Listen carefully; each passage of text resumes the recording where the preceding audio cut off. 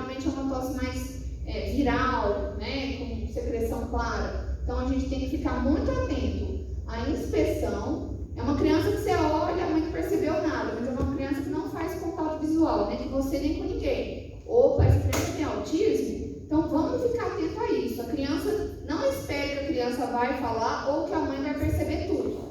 A gente precisa se policiar nisso também, né? Então a gente precisa fazer uma boa inspeção, uma ausculta e uma palpação, né?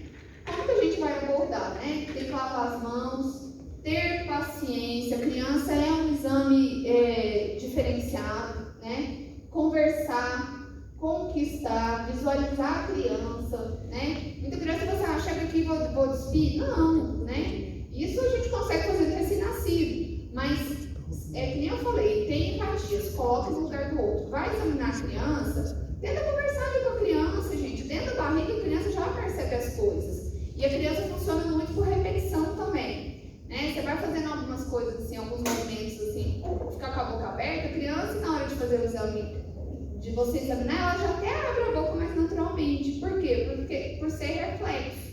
Então assim, algumas coisas você vai conversando e você conquista. Agora tem criança que você não vai conquistar, mesmo você querendo, você não vai conquistar. Então isso tem a ver com personalidade, com empatia. Às vezes a criança também não deu muito certo com você, mas a gente precisa fazer o nosso exame. Eu tenho esse lema, eu examino. A criança pode estar chorando o que foi, eu não deixo fazer nada por causa desse show, né? Porque pode passar coisas desapercebidas, ainda mais que é um ser que não está falando, né? Avaliar a temperatura do ambiente, examinar no colo da mãe em alguns momentos. A criança está no colo da mãe, está com a orelhinha assim pro lado, já vai fazer endoscopia, né? Então tem muita coisa que você vai ter que ser maleável. Deixar o que provoca choro para o final. O que normalmente dá mais irritação? Você avaliar a orofaringe, né? Então esse é o mais invasivo, né, dos exames, a otoscopia e a oroscopia. Então esses eu costumo deixar por último. Com relação ao peso, né? Quando que a gente preocupa no recém-nascido com relação ao peso? O bebê nasce lá com peso de nascimento. Por que é muito importante e a gente briga para isso, para todas as crianças saírem com peso de alta anotados na caderneta? Porque se o bebê perde mais de 10% do peso e não recupera até 14 dias de vida esse peso, é uma criança que pode estar desidratada. E a desidratação nesse período é uma época muito crítica. Por quê? O bebê, nos 2 primeiros dias de vida, ele já está numa fase mais oligúrica.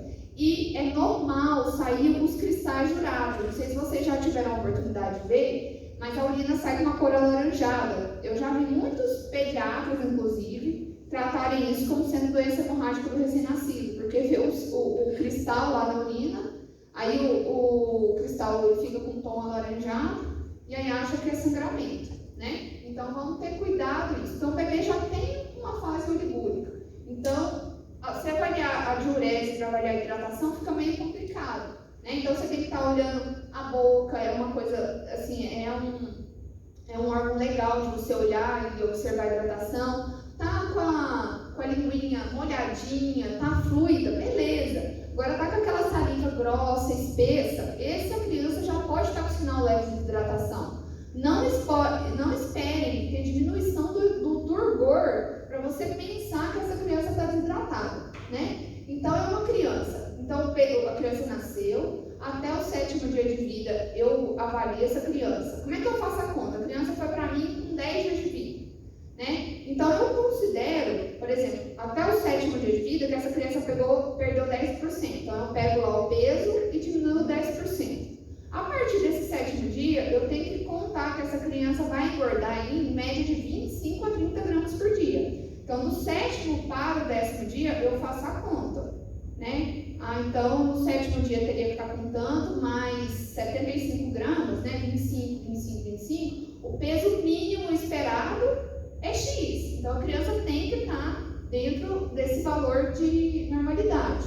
Não engordou isso. Então, é uma criança que eu vou avaliar a amamentação, vou ajustar a pega. Qual que é o principal erro na questão da pega? É a criança que não mama com a boca aberta, assim, com a boquinha de peixinho. Esse lábio aqui fica invertido. Com uma manobra simples, eu já corrigi muitas pegar o dedo mindinho, pegar aqui, ó, e everter o lábio. Pronto. Tem mãe que nota na hora, nossa, doutora, estava doendo, agora parou. E assim, é imediato. Muitas vezes é imediato, tá? É uma maneira, uma técnica simples de resolver isso e às vezes dá diferença. Ah, você viu que a pega estava errada, você orientou, daqui 3 dias pesa de novo. Isso não quer dizer que você já tem que entrar com complemento de cara. Você tem que avaliar cada coisa. Agora, uma criança que está mole, está demorando para acordar, essa criança você vai entrar com complemento, você vai ver a glicemia ali na hora. Qual que é o valor de normalidade de glicemia em recém-nascido? De 40 a 125. Em prematuro, de 40 a 150. Esse é o valor normal da glicemia em bebês, tá? Lembrando o seguinte, o aparelho ele pode ter 20% de erro. Então, deu 42, opa, essa glicemia na verdade pode estar 38.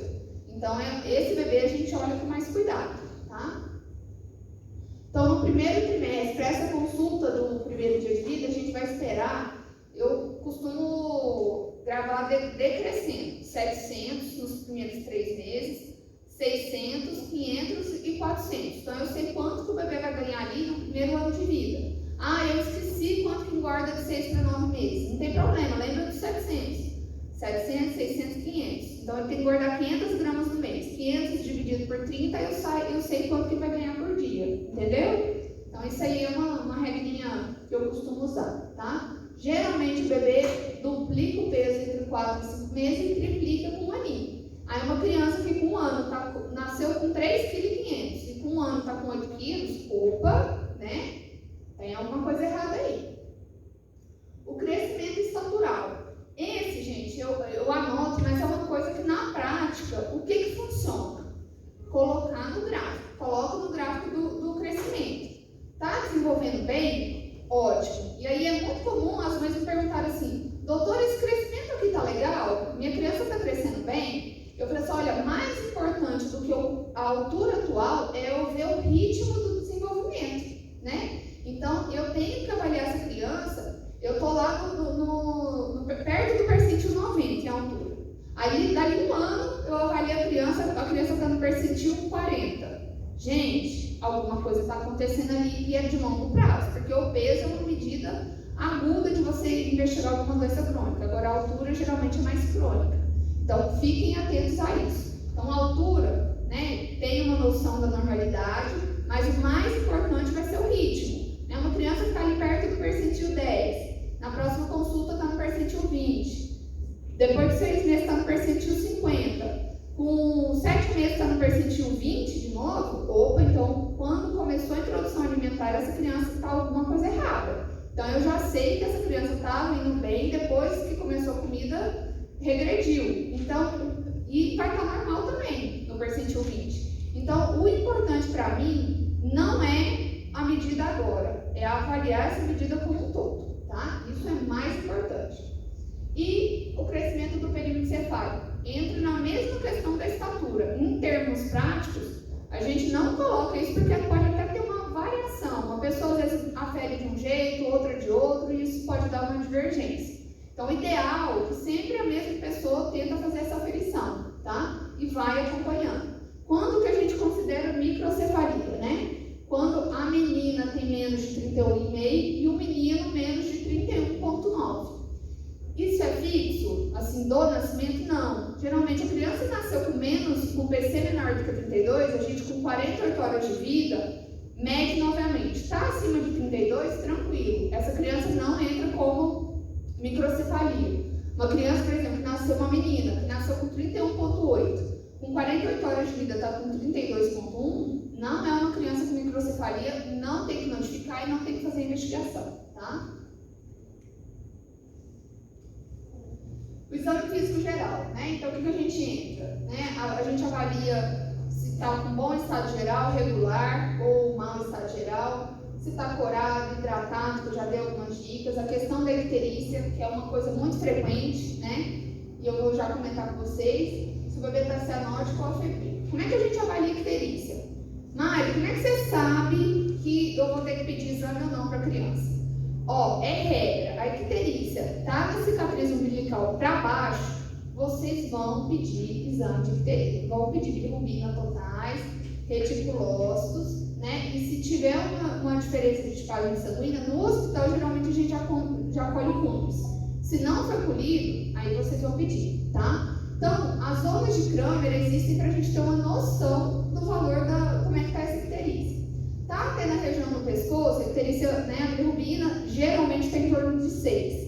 Tá na região ali dos mamilos, 9. E vai aumentando. Decora aqui 6 e aí pelas zonas vai aumentando de 3 em 3, né? Agora, uma criança que está com icterícia até nos pés, gente, essa icterícia está séria, né? Essa aí você não vai nem esperar para outro dia para ver exame, você vai mandar correndo para o hospital, né? Ali tem alguns fatores de risco para a gente poder avaliar. Depois, se vocês quiserem, eu compartilho os slides com vocês para vocês avaliarem a questão do nível de icterícia, tá? Esse ali é o nomograma de Butani, que é o que a gente usa para poder avaliar. Existe uma classificação: zona de baixo risco, zona de risco intermediária baixa, zona de risco intermediária alta e zona de risco alta. Para quê? Para fazer uma icterícia séria, tá? Então, é um bebê que é A positivo, é igual a mãe, está no 3º dia de vida, está com uma bilirrubina de 5, né? Esse bebê, eu vou me basear no menor percentil. Agora, é um bebê que nasceu com 36 semanas e 6 dias. É a mesma tipagem sanguínea, então eu já vou considerar aquele gráficozinho, a linhazinha de cima, com mais risco, né? É um bebê que eu considero como fator de risco pela prematuridade, tá? E do exame físico segmentar, a gente avalia a criança fontanela para ver se está deprimida, pode ser uma das manifestações de desidratação, né? Às vezes tem uma fontanela abaulada, eu vou suspeitar de uma hipertensão intracraniana, então tem que lembrar que isso na criança é diferente do adulto. A face, né, se tem característica de síndrome, ali tem uma criança com síndrome de Down, com traços de Down, e do outro lado uma criança que aparentemente não tem síndrome, né? Olhos, né, eu vou ver a movimentação, questão do estrabismo, vou ver o nariz. Por que nariz? Para ver o formato. É um formato em cela, né? Eu vou olhar o rosto aqui, vou ver a questão da orelha. Tem implantação baixa de orelhas, é um bebê que eu vou suspeitar que tenha síndrome. E quando o neném nasce todo amassado. Então, isso mesmo sendo pediatra, isso pode passar desapercebido por mim. Então, eu preciso que vocês também fiquem atentos a isso. Questão de boca, né? Tem bebê que nasce com dente, que a gente chama de dentes natais. A língua, que é muito frequente ter a questão da anquiloglossia, né? Que é a linha presa. Das orelhas eu falei. Gânglios, tireoide. Tem criança que nasce às vezes com torcicolo congênito, é a região que a gente tem que olhar. Tem criança que tem cisto branquial, que você palpa aquele nódulo. Inclusive, eu estou com uma criança no consultório essa semana que foi com cisto branquial. E na guia média você percebe aquele cisto, né? Então você faz um controle. O exame físico do tórax, né? Tem inspeção, ausculta cardíaca e pulmonar. E aqui tem os valores de referência, também depois passo para vocês. O abdômen também, né? Que entra dentro do exame físico. A gente avalia a questão de hérnia. É uma preocupação muito das mães a questão da hérnia umbilical. Tranquiliza, gente. A maior parte das hérnias vai fechar até os 5 anos. Só que uma diquinha. Deu 2 anos, não fechou, a chance de fechar até 5 é menor. Pode ser que ainda feche, mas é menor. Geralmente fecha até 2 anos. Agora, é uma hérnia inguinal. Opa, aí não tem jeito. Você já tem que caminhar para a cirurgia poder avaliar, né? A genitália é uma coisa que é comum em menino, todo mundo sabe, é a fimose fisiológica. Gente, não precisa ter pressa de expor essa glande, tá? O bebê nasce com um prepúcio mesmo, recobrindo a glande. É normal. Eu sei que as mães às vezes têm ansiedade em relação a essa questão da fimose, mas vocês podem falar para ela o seguinte: a fimose, geralmente trato com o pós-tec, com a medicação, depois que a criança sai da fralda. Por quê? Porque se a gente fica usando pós-tec demais, eu posso gerar uma fibrose nesse pênis. Então eu não uso direto. Então como é que eu vou fazer? A criança saiu da fralda, e por que você não opera com fralda? Porque como é que você vai cicatrizar? O menino sem usar fralda já é difícil, imagina usando fralda. Então não dá. Então, se você vai operar, você tem que operar antes dos 7 anos. Que é quando a criança começa a ter os primeiros sinais da puberdade, começa a ter ereção peniana e tudo. Então, a fimose eu deixo para